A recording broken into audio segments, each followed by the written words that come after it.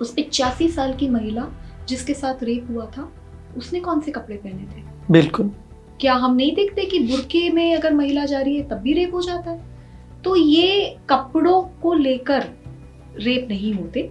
राजस्थान में रेप करके उसकी आंखें निकाल दी जाती हैं। झारखंड में भी इस तरीके का हमने एक केस देखा था। तो इन बच्चियों का क्या धर्म है? इन बच्चियों की क्या जाति है? अरे जब खून निकलता है ना, सबका ही लाल होता है। तो हम धर्म में, जाति में महिला सुरक्षा को कैसे बांट सकते हैं? According to you what is feminism? It is just about equality. बड़ी मुश्किल से उस लड़की को हम बाहर निकाल कर लेकर आए और मैं उसको देख के हैरान रह गई, क्योंकि मुझे ऐसा लगा कि ये लड़की शायद ज्यादा उम्र की है। जब हमने उसका बोन एज टेस्ट कराया तब पता चला कि ये 15 साल की है और ये वही लड़की है जो 9 साल की उम्र में बेच दी गई थी। वो बड़ी इसलिए लग रही थी क्योंकि उसे रोज ऑक्सीटोसिन के इंजेक्शंस लगाए जा रहे थे, जिसके उसकी बॉडी पार्ट्स बड़े लगे। उस लड़की ने बताया कि रोज 20 लोग रेप करते थे। जब भी बात बच्चों और महिलाओं की सुरक्षा की आई, एक महिला जो हमेशा मदद के लिए खड़ी रही, अब वो राज्यसभा सांसद हैं, पहले DCW अध्यक्ष थी। हमारे साथ हैं स्वाति मालीवाल जी। मैम, आपका बहुत बहुत स्वागत है। सबसे पहले आपको ढेरों बधाई, आप सांसद बन गए हैं, राज्यसभा जा रहे हैं। कैसी तैयारियां हैं महिलाओं को लेकर, महिलाओं के मुद्दों को लेकर, क्योंकि जो हमारे देश की महिलाएं हैं उनको आपसे बहुत उम्मीदें हैं। मैं एक एक्टिविस्ट थी, एक्टिविस्ट हूँ और एक्टिविस्ट रहूंगी। और जो ज़मीन के मुद्दे हैं, मेरी पूरी कोशिश रहेगी कि वो सारे मैं संसद में उठा सकूं। मेरे बहुत सारे सवाल हैं सरकार से।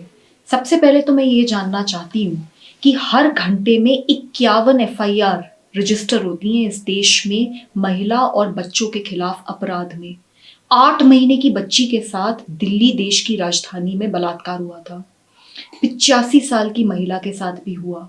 2 साल की बच्ची, 3 साल की बच्ची, 4 साल की बच्ची, इन सब के साथ जब रेप होता है तो सरकार चुप क्यों रहती है? कोई ऐसा सिस्टम हम क्यों नहीं बनाते कि हर हाल में सजाएं हों, तुरंत सजाएं हों, प्रोसेस द्वारा सजाएं हों, जिससे कि लोगों के अंदर डर बैठे। आज लोगों को डर नहीं लगता हमारे देश में। लोगों को लगता है कि किसी भी महिला के खिलाफ, किसी भी बच्ची के खिलाफ कुछ भी कर देंगे और ये सिस्टम उनका कुछ नहीं बदल पाएगा। मेरे ये भी सवाल है कि आज भी हम 23% विमेन वर्कफोर्स में हैं, जबकि हमारी आबादी 50% है इस देश की। तो क्यों नहीं विमेन वर्कफोर्स पार्टिसिपेशन बढ़ाया जाता? सरकार क्या कदम उठा रही है? तो वो जो सारे सवाल हैं जो गरीबों से लिंक्ड हैं, जो किसानों से लिंक्ड हैं, जो देश के युवाओं से लिंक्ड हैं, मजदूरों से लिंक्ड हैं, मेरी ये कोशिश रहेगी कि ये सारे जमीन के मुद्दे मैं संसद में उठाऊं। आपने रेप केसेस की जिक्र की, निर्भया केस, उसके बाद उसके लिए आपने दोषियों को सजा दिलाने के लिए सुप्रीम कोर्ट गए, रात को दरवाजा खटखटाया। वो पूरा मामला क्या था? उसके बाद कितना कुछ बदला? निर्भया के साथ जो इस देश में हुआ है वो महापाप हुआ है। 2012 की रात में मुझे नहीं लगता कि कभी पूरा देश कभी भी वो भूल सकता है कि जो उस लड़की ने झेला। उस लड़की के साथ गैंगरेप किया गया, उसके प्राइवेट पार्ट्स में रॉड इंसर्ट करी गई, उसको सड़क पे मरने के लिए छोड़ दिया गया। वो तड़प तड़प के मरी और उसके बलिदान में पूरा का पूरा देश सड़क पे आया। सबने बस एक मांग करी कि एक ऐसा सिस्टम बना दो कि जो ये बलात्कारी हैं वो कभी जिंदगी में बलात्कार ना कर पाए, उनको डर लगे। एक देश में ऐसा सिस्टम बनाओ कि लोगों को सुरक्षा महसूस हो और महिलाओं को सुरक्षा महसूस हो। लेकिन अगर हम आज तक देखें तो उस पर कुछ खास बदलाव नहीं हुआ। ना तो लोगों की मानसिकता में बदलाव हुआ, ना किसी सरकार की कोई प्रक्रिया में बदलाव हुआ। और 2015 में जब मैं डेली कमीशन फॉर वुमेन की चेयरपर्सन बनी, तब मैंने देखा कि जो निर्भया के कातिल थे उनमें से एक कातिल जो जुवेनाइल था, उसको छोड़ा जा रहा है। तो रातों रात मैंने सुप्रीम कोर्ट में एप्लीकेशन फाइल करी और मेरी एप्लीकेशन पे सुप्रीम कोर्ट में रात में 2 बजे सुनवाई हुई। और उस सुनवाई में सुप्रीम कोर्ट ने हमें ये बोला कि वैसे वो हमारी जो मांग है उसके साथ पूरी सहानुभूति रखते हैं, लेकिन क्योंकि देश का कानून ऐसा है उस समय उस रेपिस्ट को सुप्रीम कोर्ट को छोड़ना पड़ गया। लेकिन जिस तरीके से हमने रात में सुप्रीम कोर्ट खुलवाया और उसके ऊपर इतनी अच्छी तरीके से अपनी बात पूरे देश में रखी, उसके बाद जो कानून कई सालों से पेंडिंग पड़ा था, 3 या 4 दिन के अंदर अंदर वो कानून संसद में पास हुआ। और अब इस देश में ये कानून है कि अगर कोई जघन्य अपराध करता है तो 16 साल से बड़ी उम्र का लड़का भी या लड़की भी, या अगर कोई भी जघन्य अपराध करता है तो उसके खिलाफ सख्त से सख्त कार्यवाही हो सकती है।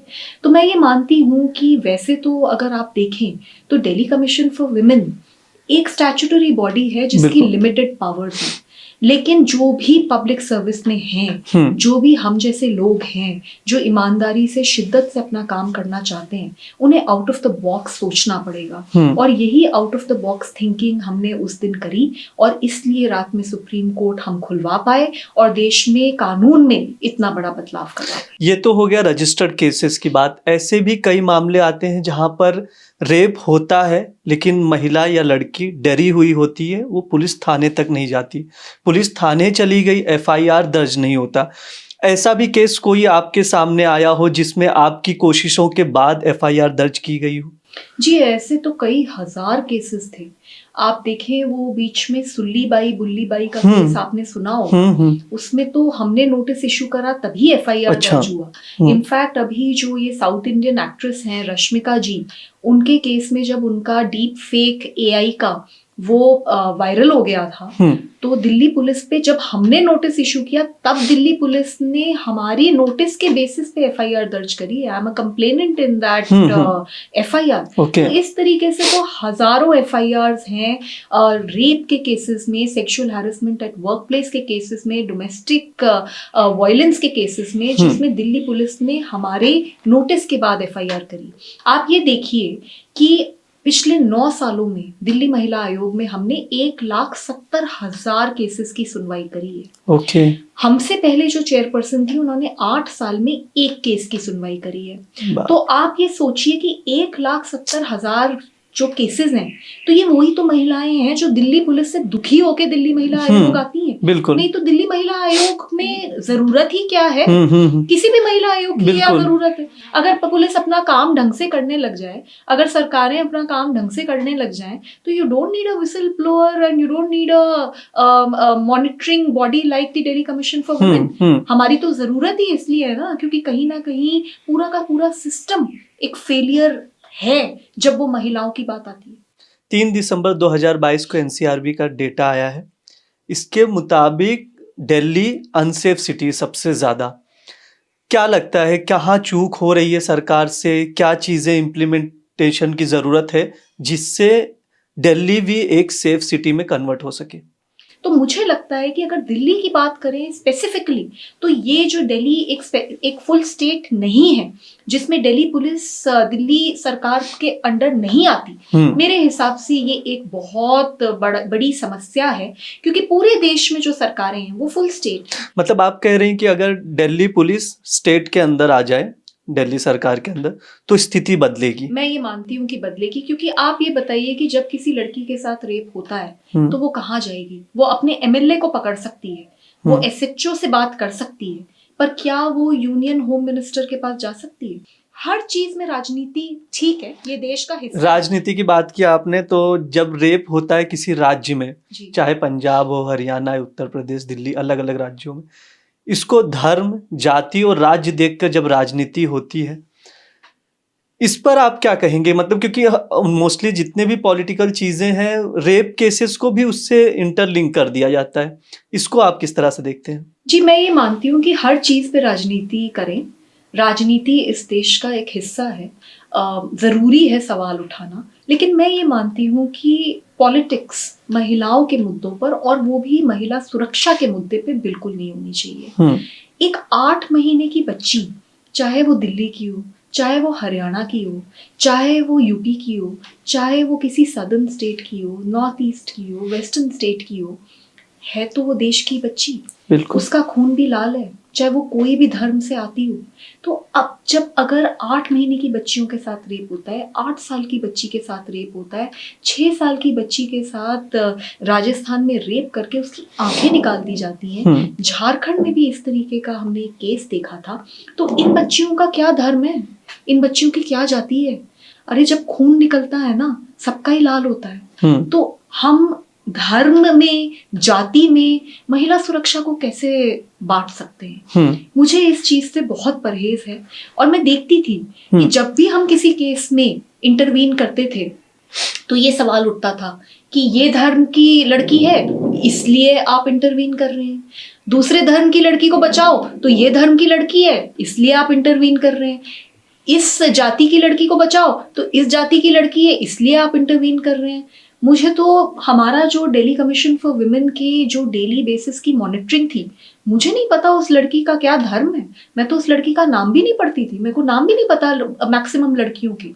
ना मैंने नाम देखा, ना मैंने धर्म देखा, ना मैंने जाति देखी। मैंने सिर्फ ये देखा कि ये लड़की है, क्योंकि मैं ये मानती हूँ कि वो लड़की इस देश की बेटी है। और अगर एक देश की बेटी के साथ इतना घिनौना अपराध होता है तो उस देश को पाप चढ़ता है, पूरे देश को पाप चढ़ता है, हम सब देशवासियों को पाप चढ़ता है कि हमारे होते हुए ये घिनौने अपराध हो रहे हैं। और मुझे लगता है उन सरकारों पे बहुत बड़ा पाप चढ़ता है जो इस तरीके के रेपिस्ट मेंटालिटी के लोगों को सपोर्ट करते हैं। हाँ बिल्कुल, क्योंकि रेप अपने आप में सबसे घिनौना अपराध है और अपराध का कोई धर्म नहीं है जी।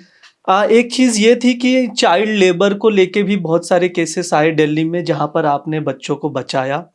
तो ये आप लोगों को जानकारी कैसे मिलती है कि कोई चाइल्ड लेबर वर्क कर रहा है, उसको प्रोटेक्ट करना है? जी, हमने दिल्ली में दिल्ली महिला आयोग के द्वारा एक बहुत बड़ा नेटवर्क खड़ा करा है। अच्छा। और मैं ये मानती हूँ कि बिल्कुल मेरा काम दिल्ली कमीशन फॉर वुमेन में महिलाओं की रक्षा करना था, लेकिन सबसे पहले मैं एक इंसान हूँ और एक एक्टिविस्ट हूँ। तो अगर किसी पुरुष का कोई केस आया तो हमने उसको भी बचाया, अगर किसी बच्चे का केस आया हमने उसको भी बचाया। हमने कितने ऐसे केसेस में एफआईआर दर्ज करी हैं जिसमें कंप्लेनेंट या तो कोई आदमी था या कंप्लेनेंट बच्चा था। चाइल्ड लेबर के केसेस में हमने बहुत सारे बच्चों को बचाया है। और दिल्ली में हमने एक नेटवर्क 181 हेल्पलाइन द्वारा खड़ा किया। अच्छा। हर दिन 2000 से 4000 कॉल्स 181 हेल्पलाइन पे आ रही थी। और उसमें हमने एक गाड़ियों की फ्लीट भी सेटअप करी। तो 23 गाड़ियां लगाई, 66 राउंड द क्लॉक काउंसलर्स थी जो कि इन गाड़ियों को मॉनिटर कर रही थी। इन गाड़ियों के द्वारा वो अलग अलग जगहों पे जैसी ही लड़की की कॉल आती थी वहां पहुंचती थी। इसके चलते हमने कई हजार लड़कियों को सेक्स ट्रैफिकर से बचाया है। हमने बहुत सारी काउंसलर्स को लगाया था कि अगर जैसे ही पुलिस में कोई रेप केस रिपोर्ट होता था वो हमको बताते थे, हमारी काउंसलर ऑन द स्पॉट पहुंचती थी, लड़की की एफआईआर दर्ज कराती थी, मेडिकल कराती थी। उसके बाद सारे लॉयर्स हमने महिला आयोग के हर उस कोर्ट में लगाए जहां पे रेप के केसेस की सुनवाई होती है। उसमें हमने बहुत सारी महिलाओं को विक्टिम कॉम्पनसेशन दिलवाया, बच्चियों को विक्टिम कॉम्पनसेशन दिलवाया।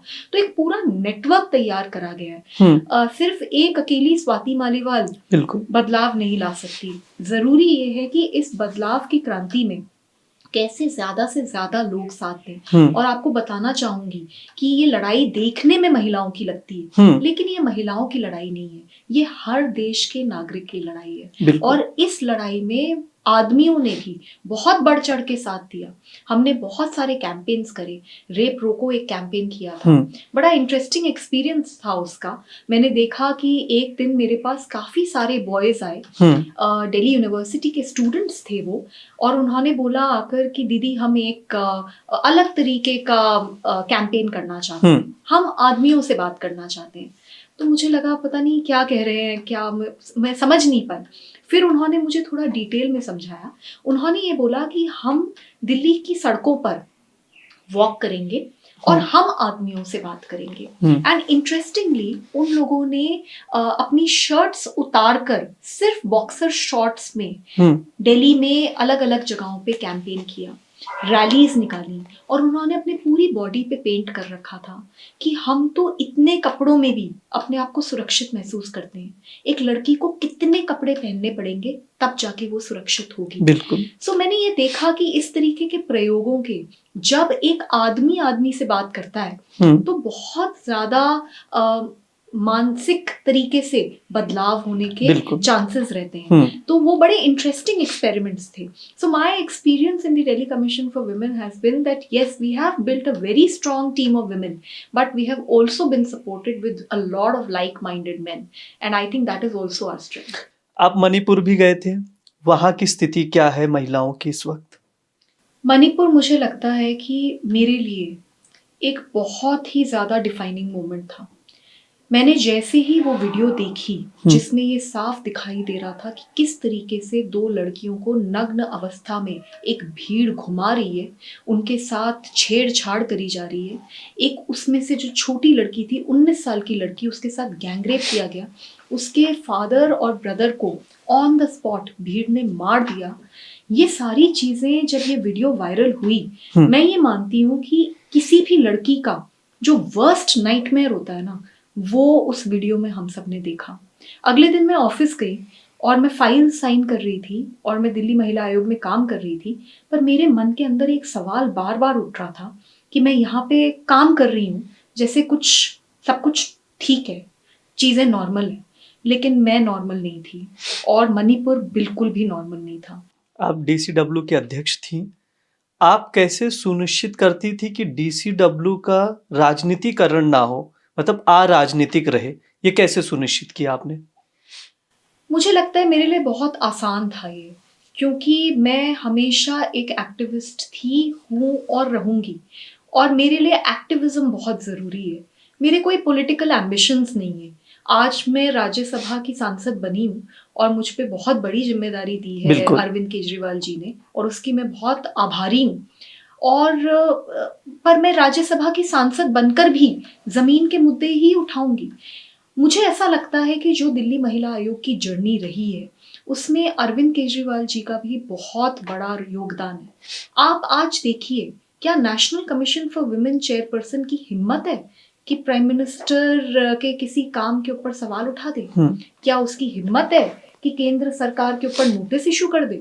हम तो हर दिन दिल्ली सरकार के ऊपर नोटिस इशू करते थे और मुझे कभी भी एक कॉल नहीं आया कि ये काम मत करो, अरे रात में निकल जाती हो, अगले दिन अखबार के द्वारा हमें पता चलता है कि तुम किस शेल्टर होम में जाके तुमने क्या एक्सपोज कर दिया, अगले दिन अखबार के द्वारा पता चलता है कि कहाँ स्ट्रीट लाइट्स हाँ, यही बस स्टॉपेज वाला जो आप रात में निकल जाते हैं, बस स्टॉपेज देखे, वहां पर आपने कहा कि लाइट नहीं है।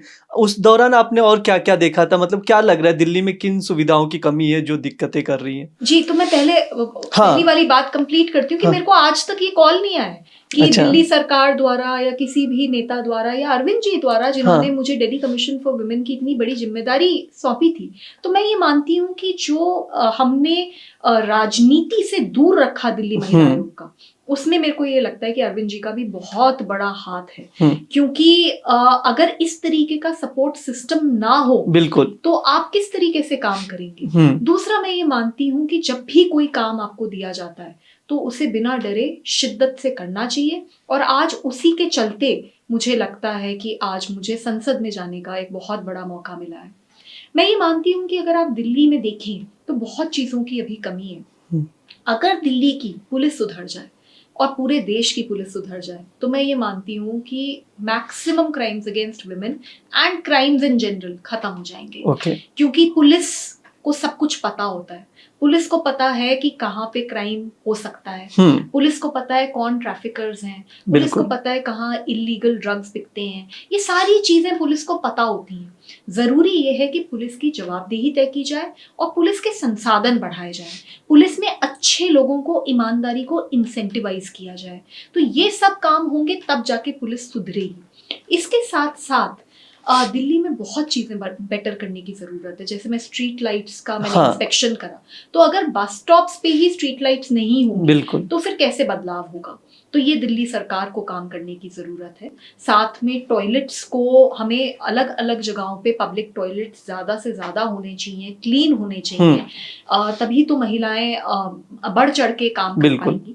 दिल्ली सरकार ने कुछ अच्छे भी काम करे हैं, और बहुत मैं उनकी आभारी हूँ, क्योंकि आप देखिए अगर दिल्ली में जिस तरीके से बस राइड्स मुफ्त हैं, मेरे हिसाब से तो ये देश में एक हाँ। बहुत अपने आप में बड़ा मॉडल है जिसको रेप्लिकेट करने की बिल्कुल। जरूरत है। दिल्ली के कोने कोने में सीसीटीवी कैमरास लगे हुए हैं, और मैं दिल्ली पुलिस से बहुत इंटरेक्शन रहता था, और वो बताते थे कि किस तरीके से वो फला बच्ची बची क्योंकि सीसीटीवी कैमरास लगे हुए थे। ओके। कहीं पे कोई क्राइम हो जाता है तो दिल्ली पुलिस सबसे पहले आसपास के सीसीटीवी कैमरास खंगालती है, और दिल्ली सरकार द्वारा बहुत सारे सीसीटीवी कैमरास लगाए गए हैं, पर उसका नंबर और भी बढ़ाने की जरूरत है। साथ में लास्ट माइल कनेक्टिविटी बेटर करने की जरूरत है। ये सारी चीजें हम सब मिलके करेंगे तो मैं ये मानती हूँ कि देश में सच में राम राज्य आएगा, और इसके लिए जरूरी है स्पेशली दिल्ली के परिप्रेक्ष्य में कि केंद्र सरकार और दिल्ली सरकार साथ में मिलके काम करे।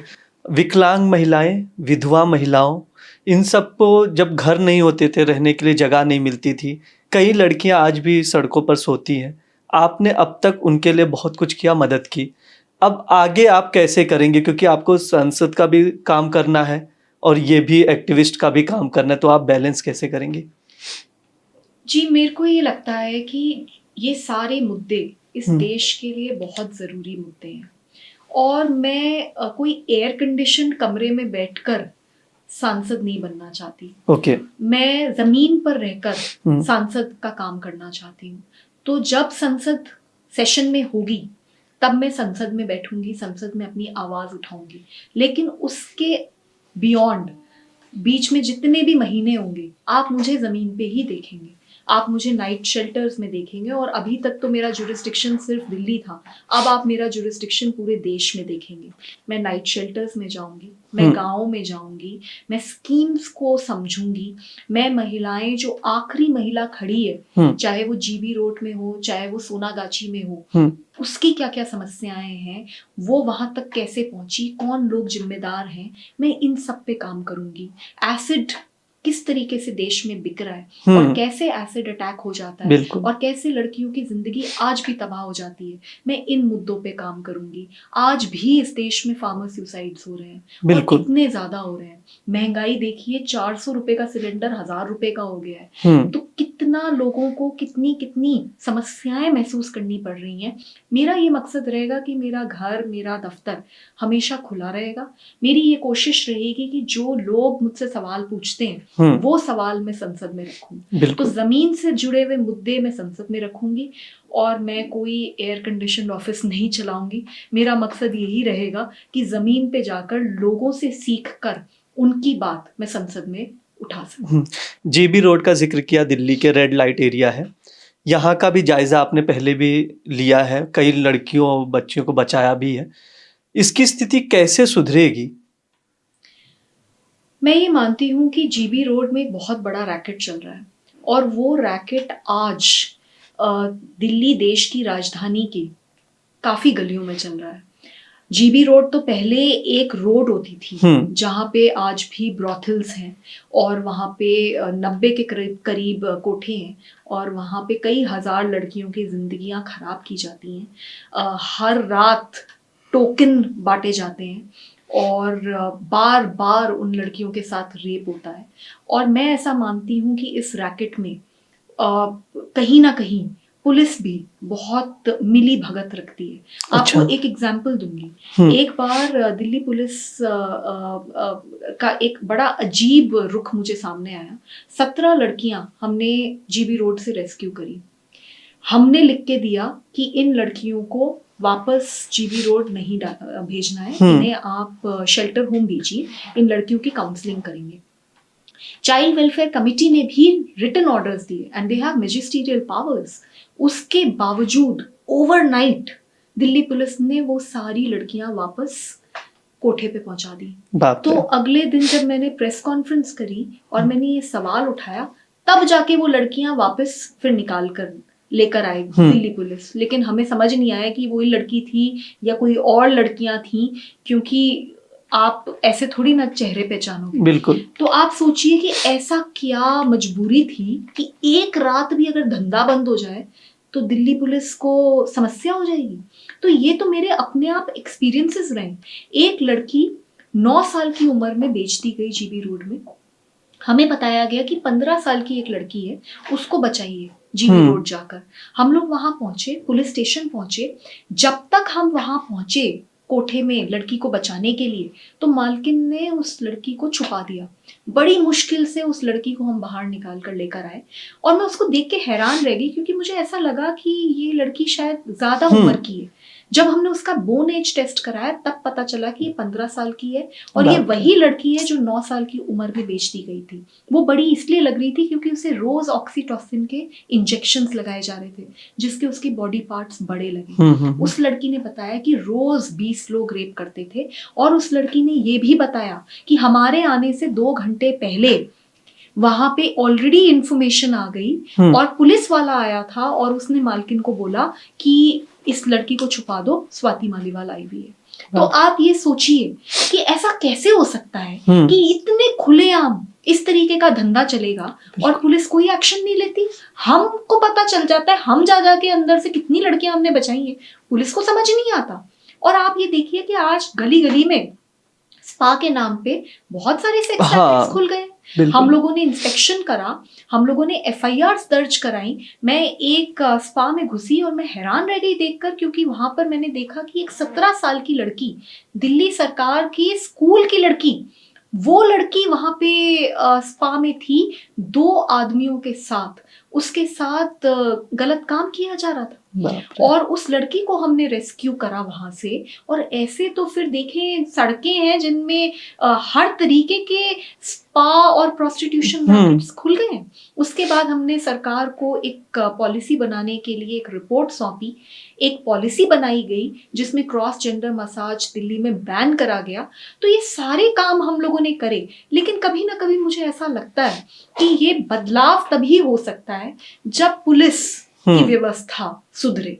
अगर पुलिस ऐसी ही रही तो फिर मुझे नहीं लगता कुछ खास बदलाव। एक समाज से जुड़ा मसला है और वो मुद्दा भी है काफी, क्योंकि जब कहा जाता है कि लड़कियां कैसे कपड़े पहने, उनके कपड़ों पे सवाल किया जाता है, कपड़े को रेप से जोड़ दिया जाता है, तो सवाल उठता है फेमिनिज्म पे।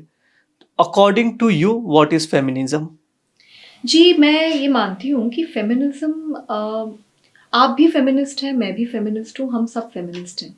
जो इंसान ये मानता है कि महिलाएं इक्वल राइट्स रखती हैं, वो फेमिनिस्ट है। बस इतनी सी बात, सिर्फ बराबरी की बात, और कोई बात नहीं है। लोग कहते हैं कि फेमिनाजी, फेमिनिस्ट, अरे मैं बहुत महिलाओं को देखती हूँ कि वो खुद ही जस्टिफाई कर रही होती है कि exactly, हम फेमिनिस्ट नहीं है, जो कि मैं बिल्कुल सही नहीं मानती, क्योंकि आई एम 101% श्योर कि जो महिला अगर महिला है तो वो ये तो चाहेंगी ना कि मुझे बराबरी का हक मिले। बिल्कुल। तो जो बराबरी की हक की बात करता है वो फेमिनिस्ट है। तो बिकॉज हमारे देश में बहुत पेट्रियार्की है, बहुत मिसोजिनी है, तो कहीं ना कहीं एक मैसेजिंग इस वर्ड के अराउंड फैलाई गई है कि अरे फेमिनिस्ट ये तो बड़ी डेंजरस लड़कियां होती हैं, ये तो आपको बड़ी परेशान करती हैं, ये एक तरीके की होती हैं, ये जबरदस्ती सवाल उठाती हैं, ये बहुत ज्यादा बोलती हैं, ये खुश नहीं रह सकती, ये आपको खुश नहीं रख सकती। तो इस तरीके की बातें हम सुनते हैं और मैंने भी बहुत बार सुनी है। पर मैं ऐसा मानती हूँ कि फेमिनिज्म का अगर आप डिक्शनरी में भी मीनिंग उठा के देख लें, it is just about equality. आज सच्चाई तो यही है ना कि महिलाएं देश में 50% हैं, लेकिन अभी भी हम पार्लियामेंट में 14% है। बिल्कुल। स्टेट लेजिस्लेचर्स में तो और भी कम है। तो अगर हमारा रिप्रेजेंटेशन इक्वल नहीं होगा, आप बोर्ड रूम्स में देख लीजिए, कितनी बोर्ड रूम्स में महिलाएं सीईओ हैं, हर जगह रिप्रेजेंटेशन स्क्यूड है। अगर आप विमेन वर्कफोर्स पार्टिसिपेशन की बात करें तो सिर्फ 23% महिलाएं वुमेन वर्कफोर्स में हैं। तो अगर इस बात पे आप सवाल उठाएं, इसके ऊपर आप काम करने की कोशिश करें, अगर महिलाओं की सुरक्षा के बारे में आप बात करें, तो आप फेमिनिस्ट हैं। And I am a very very very proud feminist. I will be a feminist for the rest of my life because I think it is very important. And like I said, it is not just an issue of women. हम सब जो आदमी हैं उनकी जिंदगी में महिलाएं एक बिल्कुल अहम भूमिका निभाती हैं।